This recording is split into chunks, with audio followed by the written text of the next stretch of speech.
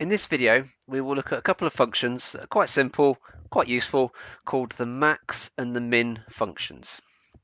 So here I've got a column of data, and I want to identify what is the largest value in that column of data.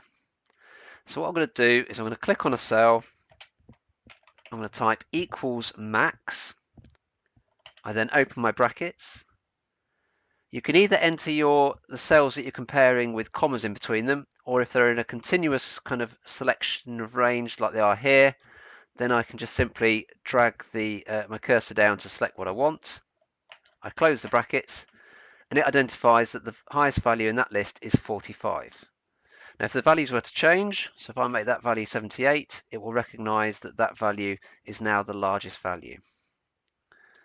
And then similar process, the min function, min, will identify the lowest value in a range, so in this case 10. And it will work, it doesn't matter what direction your range is in. Here I've got a vertical range. Over here I'm going to do the same thing with a horizontal range. So equals max, and then we go across, and it's identified that the largest number is the 4.2, and then the minimum value is 1.9. So that's the max and the min functions. Very simple, very easy to use, but can be quite useful when you're working with manipulating numbers and data in Excel.